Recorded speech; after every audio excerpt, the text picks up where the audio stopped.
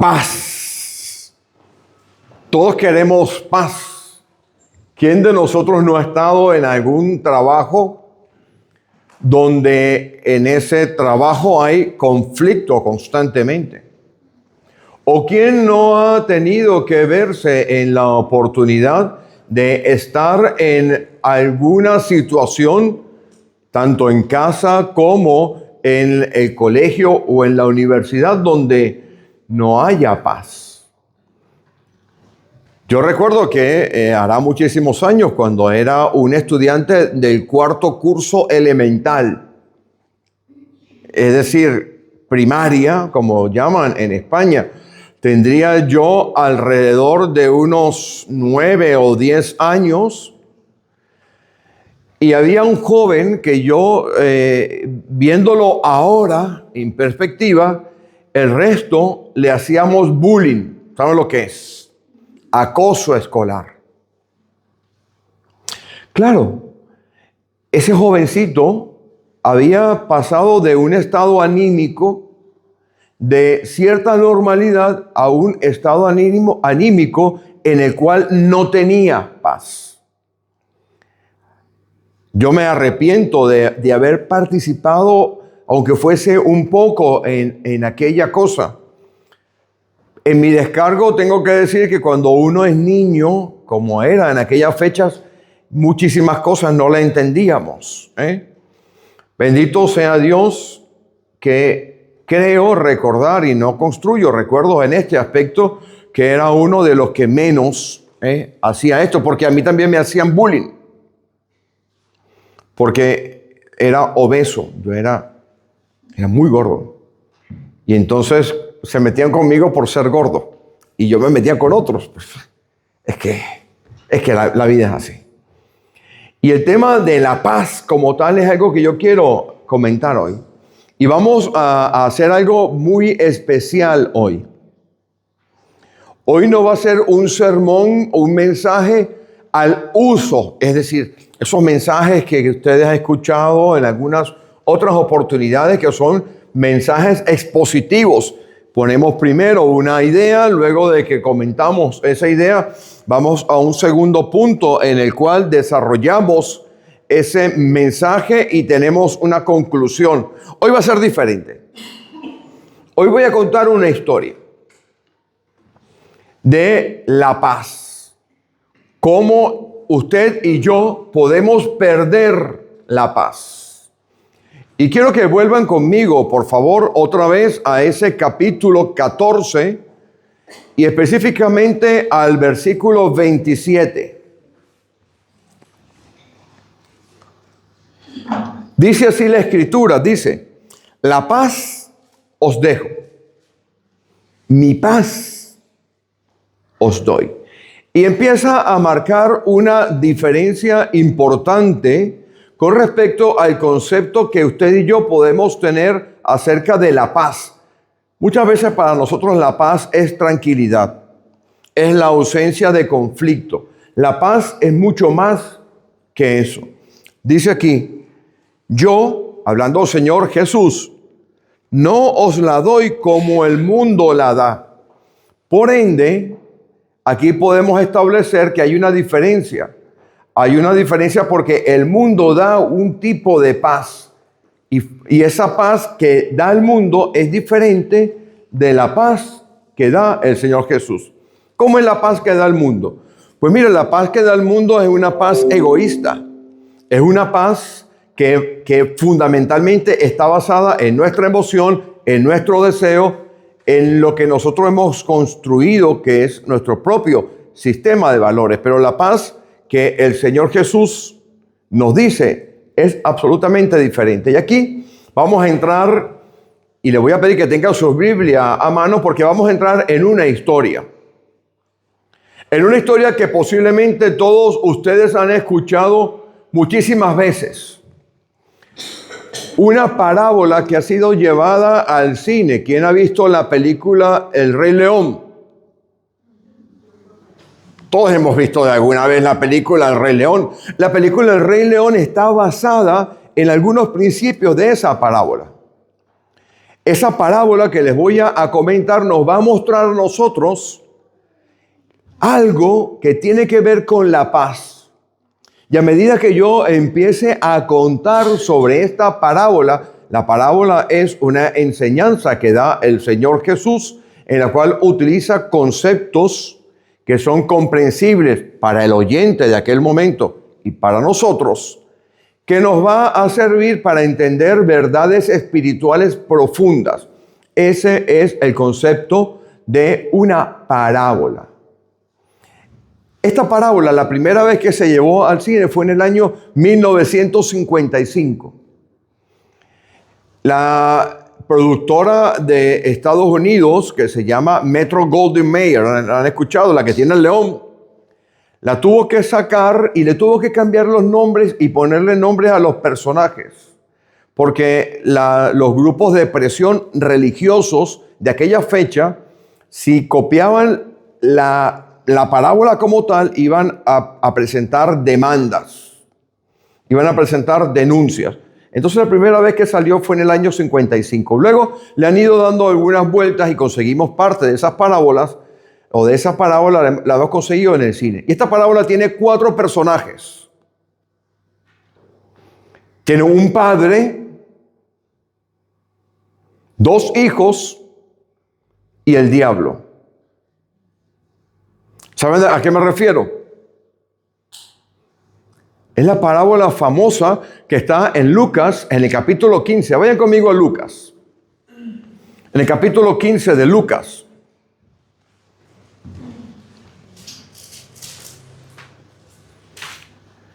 El capítulo 15 de Lucas habla de una parábola donde están estos 4 personajes que les he comentado.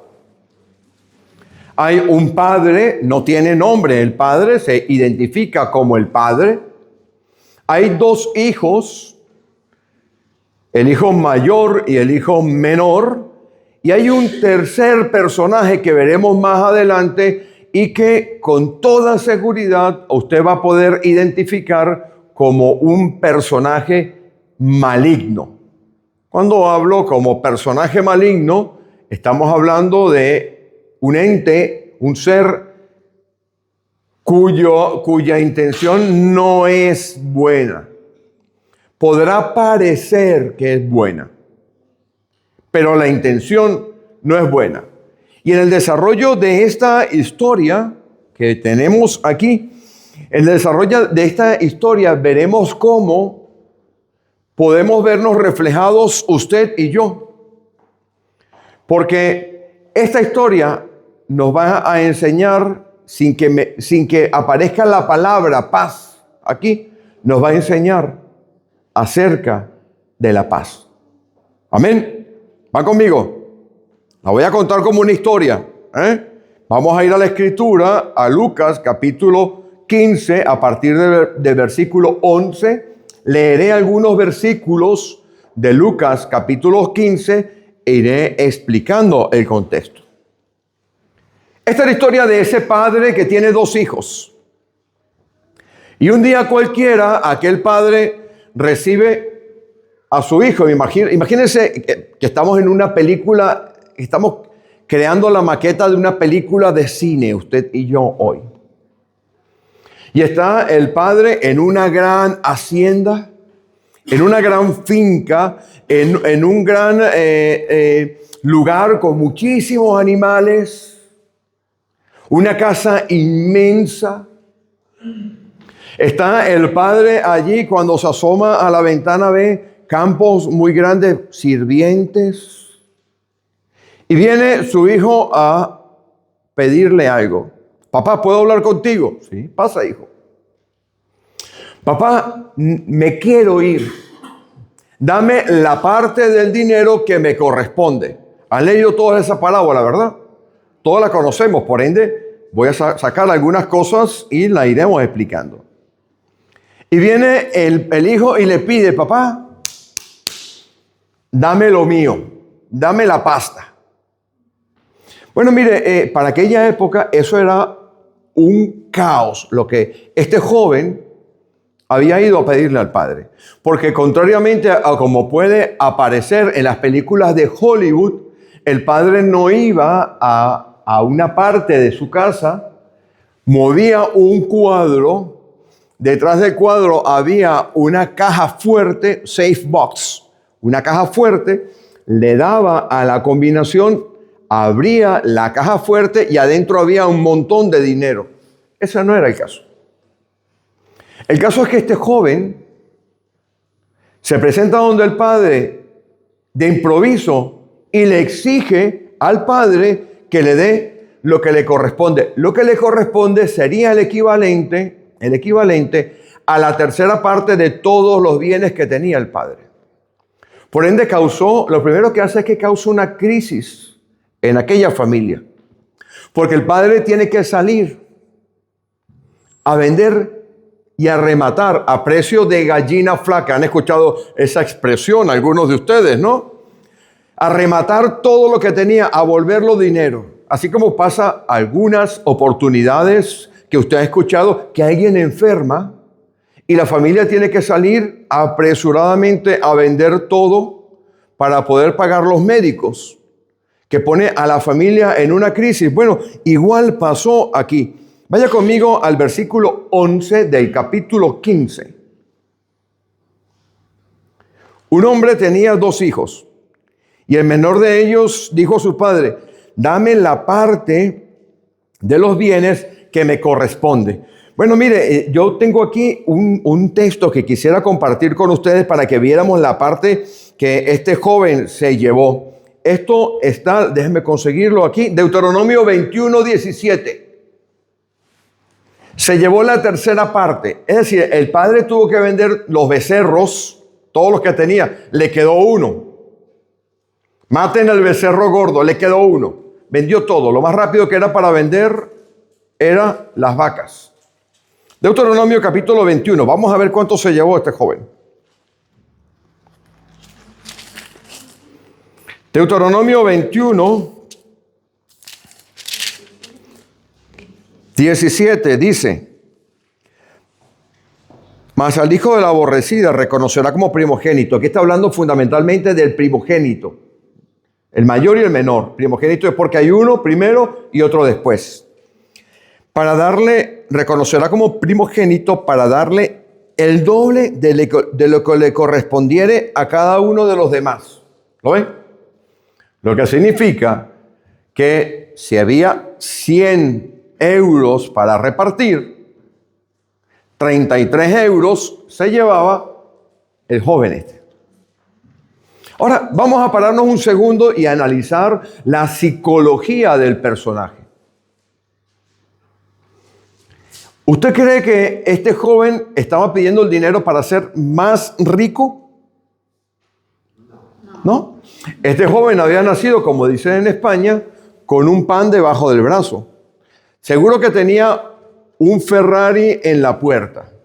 Seguro que cuando sacaba el teléfono era un iPhone, no un telefonito Huawei de segunda como el que tengo yo. Seguramente su ropita no la compraba en Primark, como tiene que comprar el pastor. Seguramente sus camisas no eran de Carrefour. Tenían aquí un cocodrilo o un caballo jugando polo. Seguramente a la hora de desayunar no tenían que coger una magdalena y mojarla en el café, sino que venían los sirvientes con aquella cantidad de comida y le ponían aquella comida abundante. Cuando quería ir a comer no aplicaban la regla cartesiana que hacemos nosotros cuando vamos a los restaurantes, que miramos el menú. Este es el más barato. Nos ha pasado a todos, ¿no? Y cuando lo traen le decimos al camarero, al mesonero: ponle más, como si fuera para tu jefe, para que ponga bastante comida. No, Este niño tenía todo lo que alguien en su sano juicio podría determinar como éxito. Entonces, ¿qué le pasó? ¿Qué llevó a que este joven, que ni siquiera trabajaba, cuidado? Porque si usted lee bien el texto, cuando el joven vuelve, ¿se acuerdan que vuelve al final, verdad? ¿Dónde estaba el hermano? Este era el niño bonito, el consentido del papá. Y le metió velocidad. Papá, dame el dinero ya. O sea que papá fue a sacar todo el dinero. ¿Por qué habrá hecho esto? Bueno, mire, hay muchas maneras de interpretar esto.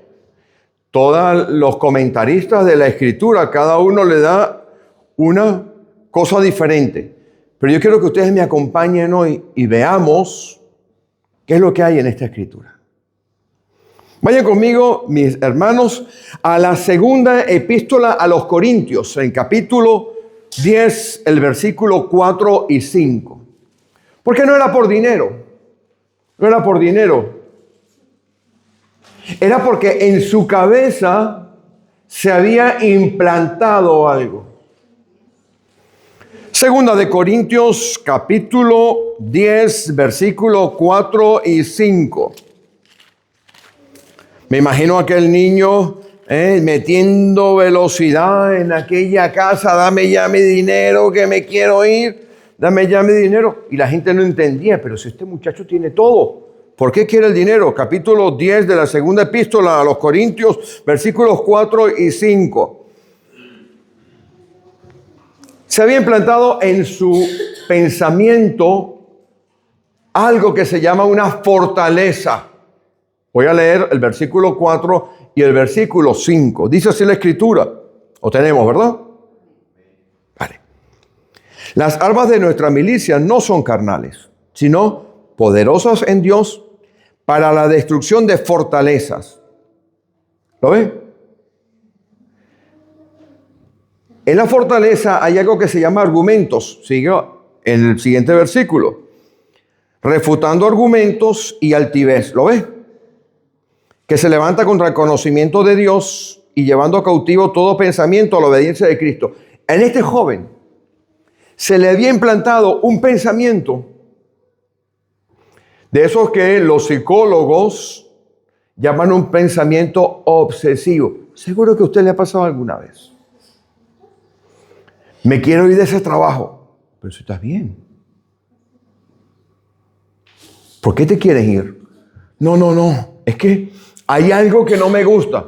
Pero ven acá. Ganas un buen sueldo. Tu jefe te da, trabajas cuatro días a la semana. Trabaja desde casa. No. Me quiero ir. Y usted pregunta y no hay manera de entender porque el raciocinio de esa persona, me van siguiendo, ¿verdad? Seguro que hemos pasado por allí, ¿verdad?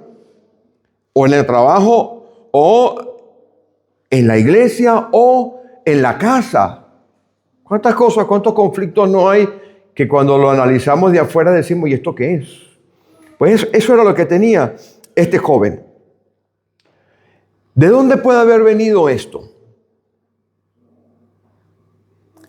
Esto vino de una fuente externa.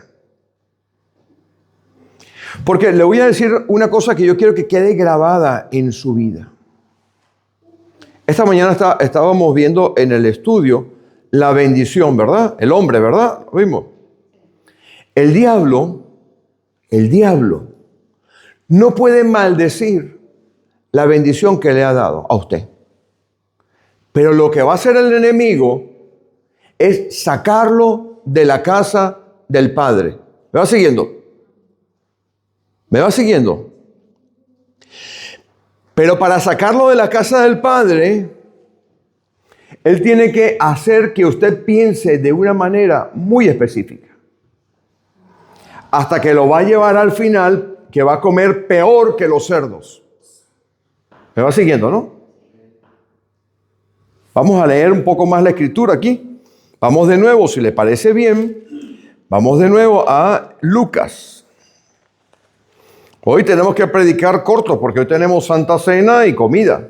Y ya con este desfase horario tengo que decirles que ya tengo hambre. Así que predicaremos cortico hoy. Si le parece corto, como está grabado, lo vuelve a escuchar y ya completa usted la hora. Venga, vamos de nuevo a Lucas capítulo 15. El enemigo no quiere que usted esté en la casa del Padre, porque en la casa del Padre están todas las bendiciones de Dios para usted.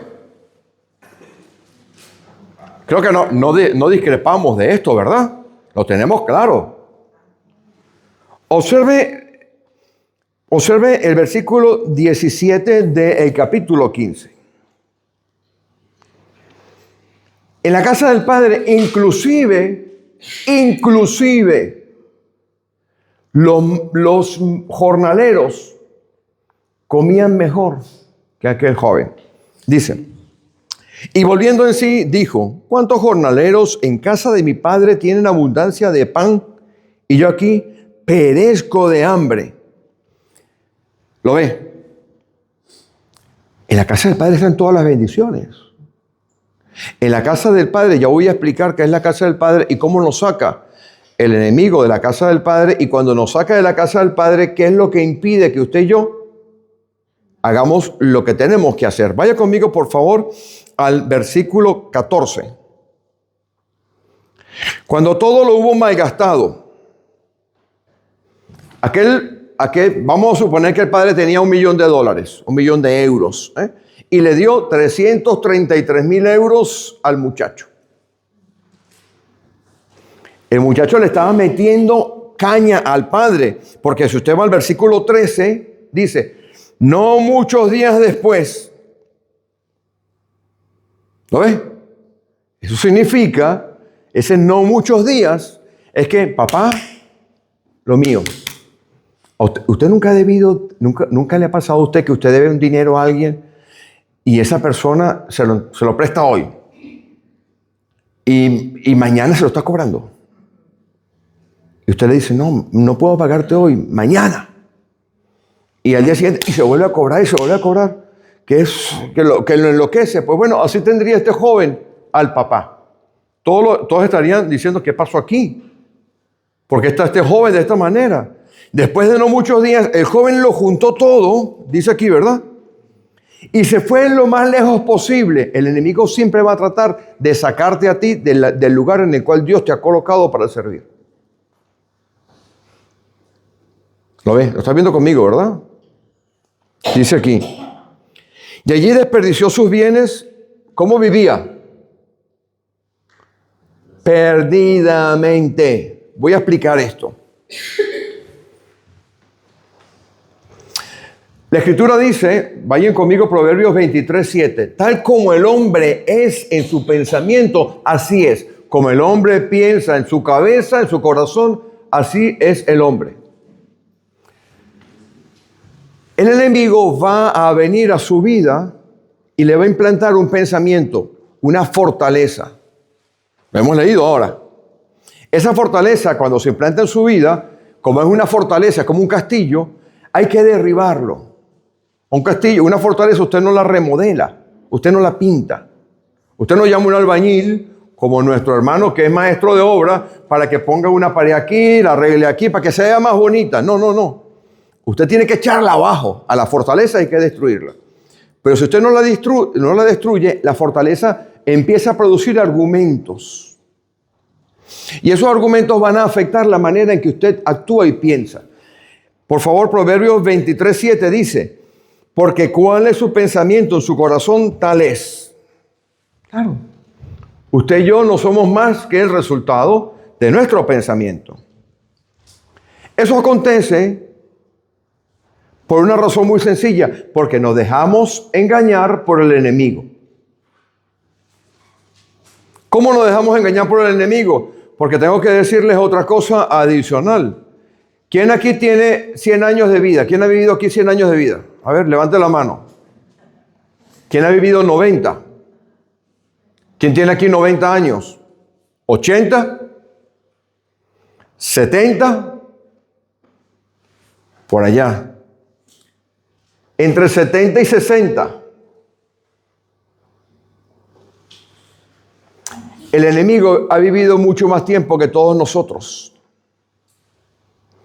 Y como ha vivido mucho más tiempo que todos nosotros, el enemigo conoce las debilidades estructurales de nuestra familia.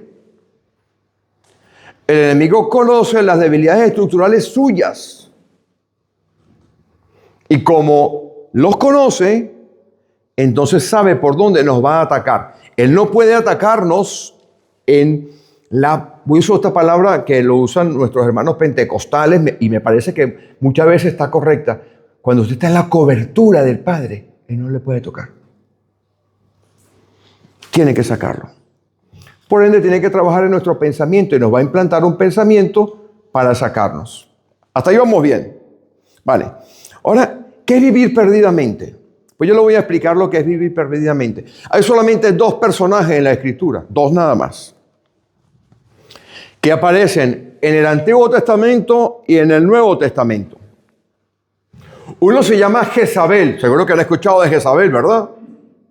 Jezebel. El otro se llama Balaán. Vayan conmigo a Apocalipsis 2:14, por favor.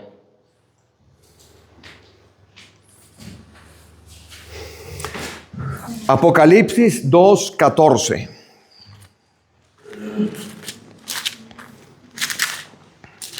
Voy a buscarlos con ustedes y los voy a leer también para que quede grabado aquí. ¿Lo tenemos? Cuando le habla a la iglesia en Pérgamo, dice en el versículo 14 de capítulo 2, pero tengo unas pocas cosas contra ti, que tienes ahí a los que retienen la doctrina de Balaam. Balaam, esto está, los que lo quieren buscar con calma, Revelation number 2, 14, ¿ok? Capítulo 2, versículo 14. Los que retienen la doctrina de Balaam. La doctrina de Balaam empezó a operar en aquel joven. Porque lo gastó todo. Lo vivió. ¿Cómo lo vivió? ¿Que hizo obras de caridad? Miren, lo más suavecito que hizo fue meterse en un bar. Como aquellos boxeadores. ¿Quién no ha escuchado la historia de los boxeadores o los deportistas? O los que pegan la lotería, que se gastan en lo que no se puede nombrar en un púlpito, el dinero. Pues eso le pasó a este muchacho.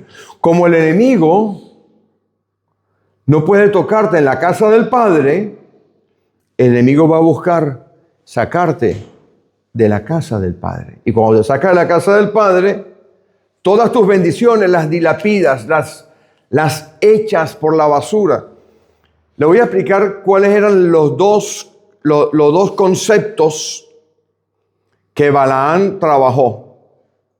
Esto está a partir de Números, capítulo 25. Como Balaam no podía maldecir al pueblo de Israel, no podía, le puso tropiezo. Eran dos cosas. El primero era un tropiezo de que se casaran con mujeres moabitas.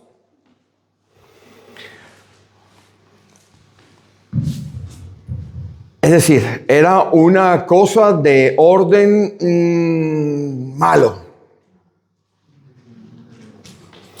Y la segunda cosa era adorar a dioses que no era Jehová.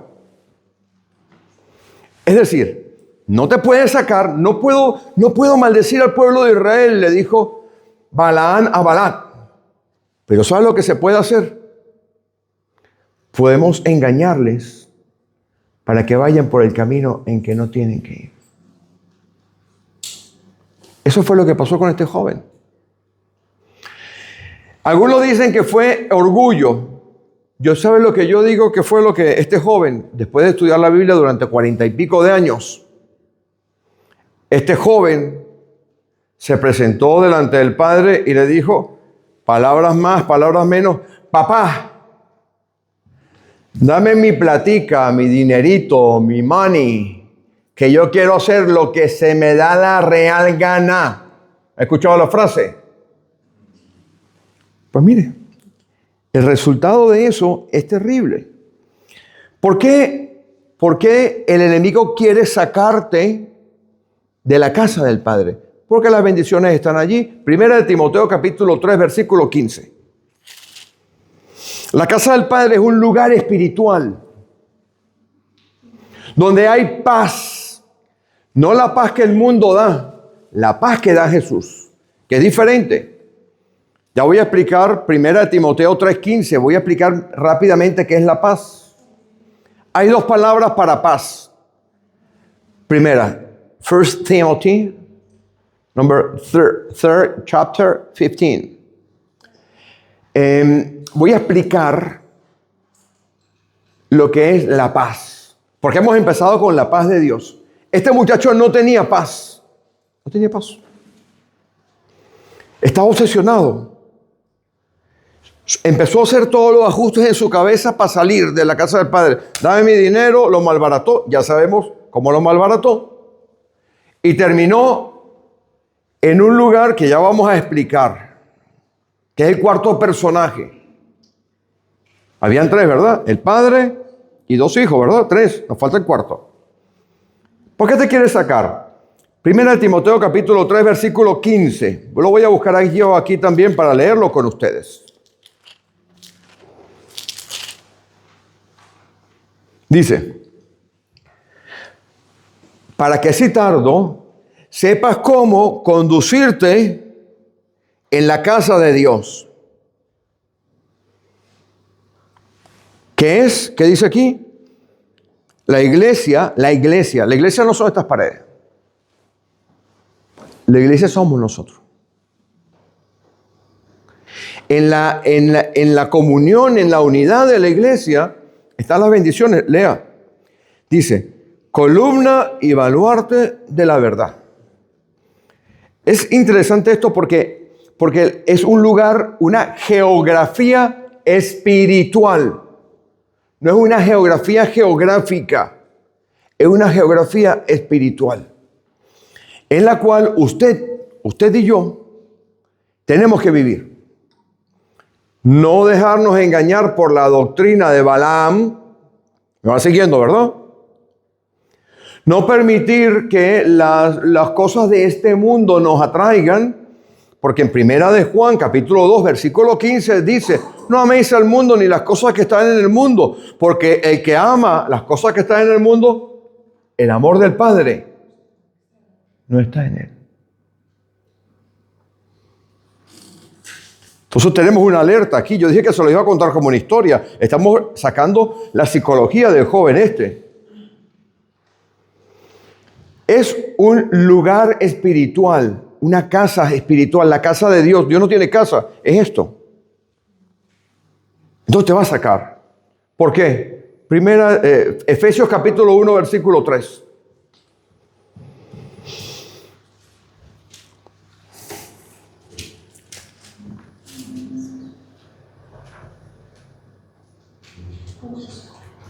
¿Lo tiene? Efesios 1:3 dice, bendito sea el Dios y Padre de nuestro Señor Jesucristo. Lo ves, ¿no? Que lo lee conmigo, ¿no? Que nos bendijo, bendición, con toda bendición espiritual en los lugares celestiales en Cristo. Voy a explicar la bendición y voy a explicar la paz. Y después veremos quién nos mete presos. Nos detiene. Hay dos palabras para bendición y dos palabras para paz. La palabra de la paz, en el Antiguo Testamento se llama shalom. ¿Han escuchado alguna canción? Nosotros allá en Miami cantábamos Hebenu Shalom Alejem. Es la canción de la paz. El Salmo 103 que hemos leído habla de la bendición de la paz. Recuerda el Salmo.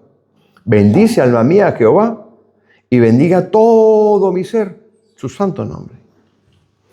En el Nuevo Testamento, la paz es una palabra que se llama Irene. Si usted conoce a alguien que se llama Irene, es paz. Es un estado mental. Usted puede tener paz y ser bendecido aun cuando esté afuera lloviendo sin paraguas. Porque es un gozo que viene de parte de Dios. Mi paz os dejo, mi paz os doy. No como el mundo la da. Lo que significa que usted puede estar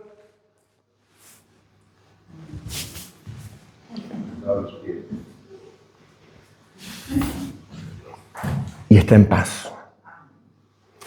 Porque Isaías 26 lo dice, tú guardarás en completa paz a todo aquel cuyo pensamiento en ti persevera. Es un estado mental, es un estado espiritual, en el cual uno entiende que uno ha sido bendecido por Dios. Y aquí voy a explicar la bendición. Hay dos palabras para bendición. En el Antiguo Testamento la palabra se llama Barak. En el Nuevo Testamento la palabra se llama eulogio. Aparece en conjunto, ambas aparecen 86 veces, de las cuales 84 veces, de las cuales 16 veces están en el Nuevo Testamento y el resto, 68 veces, están en el Antiguo Testamento. Y ambas coinciden en lo siguiente. La bendición también es un estado en el cual uno puede sobreponerse a cualquier situación adversa, porque sabe que cuenta con el favor de Dios. Dicho esto, seguimos para ir terminando. ¿Por qué te quieres sacar de la casa de Dios? Porque hay un lugar geográfico, espiritual geográfico, que está en Efesios 1:3. Volvemos a leer Efesios 1:3. Dice, bendito sea el Dios y Padre de nuestro Señor Jesucristo, que nos bendijo con toda bendición espiritual en los lugares celestiales. Y allí hay una palabra de 2 letras, en Cristo. ¿Lo ves? El enemigo va a intentar sacarte. El enemigo existe. No sé si ustedes saben que el enemigo existe, ¿no? ¿Quién cree que el enemigo existe?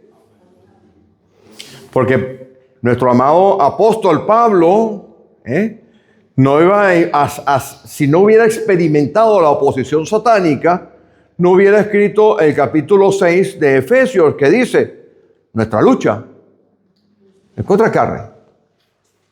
No es gente de carne y hueso. Es contra principados, contra potestades, contra huestes espirituales de maldad. Entonces, ellas van a operar desde afuera a intentar trabajar en nuestra vida. ¿Qué pasa cuando nos sacan? Pues mire, le voy a decir lo que usted pierde cuando lo sacan. Gálatas 6:2. Y con esto vamos terminando. Gálatas 6:2. Cuando usted sale de la casa del Padre, en la casa de mi Padre los jornaleros comen mejor que yo. Porque aquel hombre con el cual se juntó es el diablo. Si usted lee en Lucas, allá por el versículo 14 y 15, dice, se juntó con un hombre que lo puso allí en la posición más... Nadie sabe quién es ese. Ese es el diablo. Ese es el diablo. Lo esclavizó. Lo puso a comer peor que los cerdos. El postrer estado, peor que el primero. El enemigo va a intentar sacarle a usted de la casa del Padre. Gálatas 6:2. ¿Qué pasa cuando le saca a usted de la casa del Padre? Usted no crece espiritualmente. Gálatas 6:2 dice, sobrellevad las cargas, los unos las cargas de los otros, y cumplid así la ley de Cristo. Voy a explicar este versículo. Aquí adentro es donde crecemos. sobrellevando las cargas los unos de los otros. Allí hay que meter de todo, hay que meter paciencia, hay que meter paz, hay que meter humildad, hay que meter de todo. Porque le aseguro que en este proceso que se llama la santificación, usted no lo va a conseguir en el bar, ni lo va a conseguir viviendo como aquel joven que gastó todo el dinero. Ya sabemos en qué lo gastó, no lo vamos a decir porque hay menores de edad. Se jamó 333,000 euros en unas semanas. Venga, a vivir la vida. Es aquí, cuando cumplimos la ley de Cristo, dijo el Hijo del Hombre, no vino a ser servido, sino y a dar su vida en rescate por muchos. Es aquí, donde el hermano o la hermana que usted no sabe por qué, pero le tiene ojeriza. ¿Sabe lo que es ojeriza? Así como que usted va a saludar y el hermano y usted lo persigue por toda la iglesia para darle un beso y el hermano le da un beso así.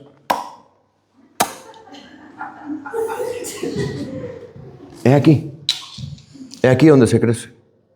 Entonces, cuando te saca de la casa del Padre, no puede haber edificación mutua, no puede haber lo que Dios quiere que haya en tu vida. En la casa del Padre están todas las bendiciones. En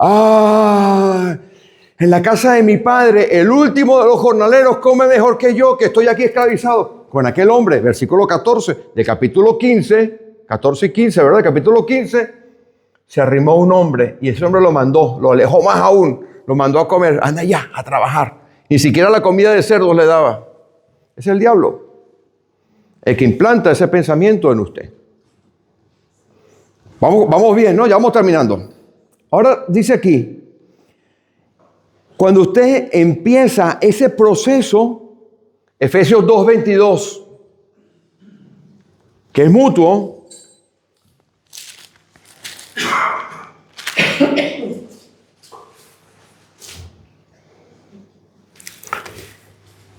la comunión que tenemos nosotros, Efesios 2:22, vamos a leerlo del 21, desde el 20, edificados sobre el fundamento de los apóstoles y profetas, siendo la principal piedra del ángulo Jesucristo mismo, en quien todo el edificio de la iglesia, usted y yo, bien coordinado, va creciendo para ser un templo santo en el Señor, en quien vosotros también sois juntamente edificados, todos, edificados para morada de Dios en el Espíritu. Entonces te vas a intentar todo lo posible.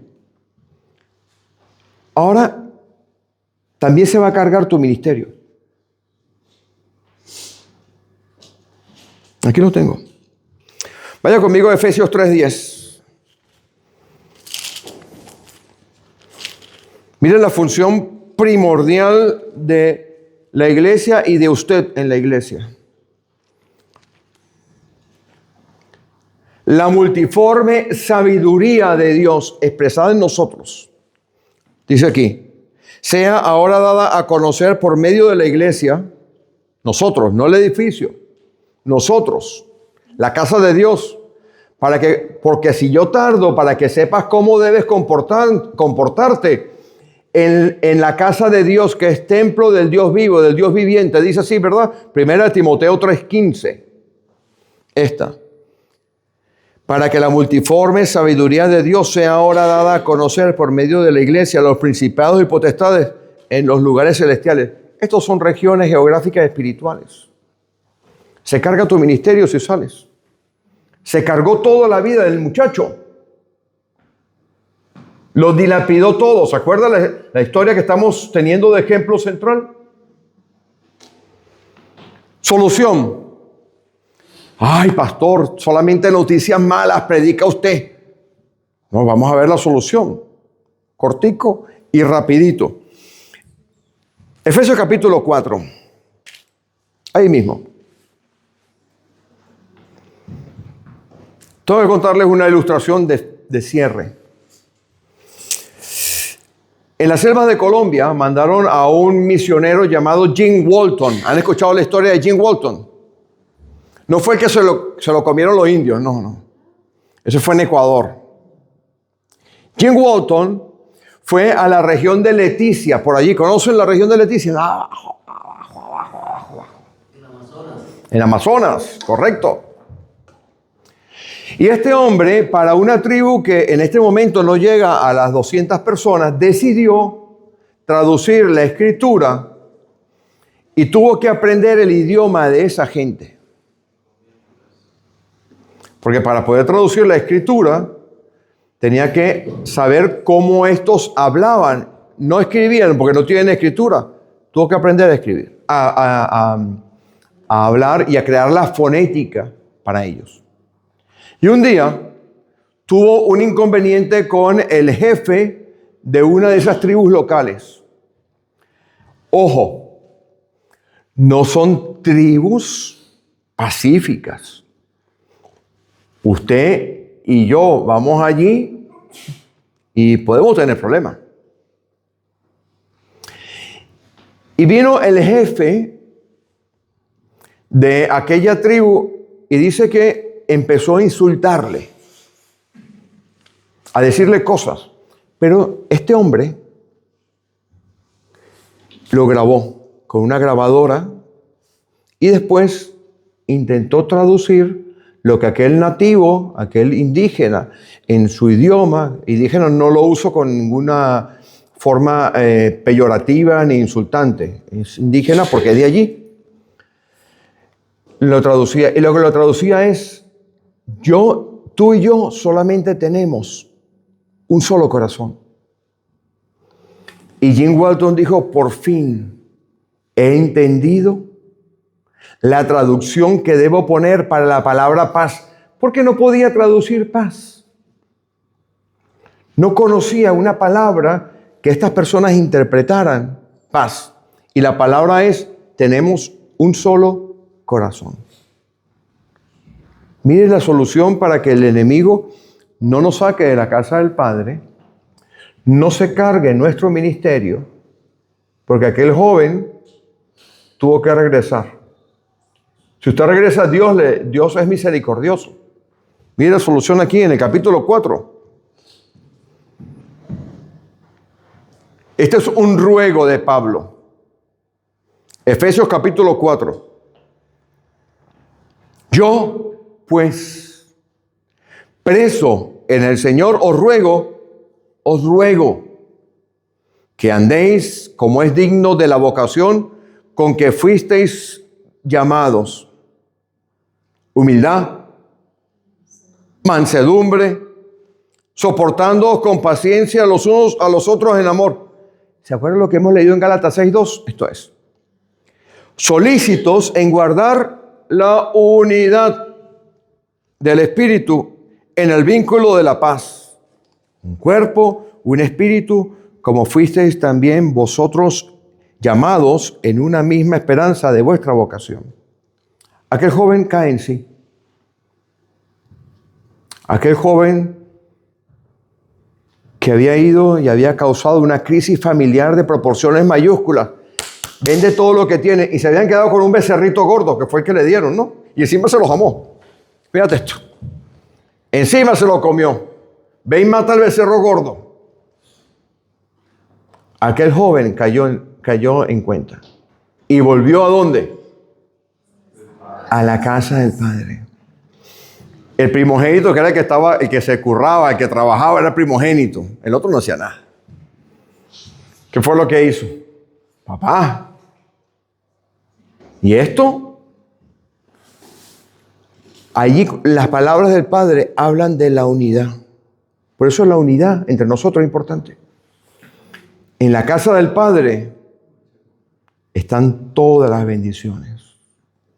Así que no dejemos que el diablo implante en nuestro pensamiento, en nuestros corazones, una idea que podemos vivir como aquella vieja canción, la vida loca, porque no vale para nada. Amén. Vamos a orar.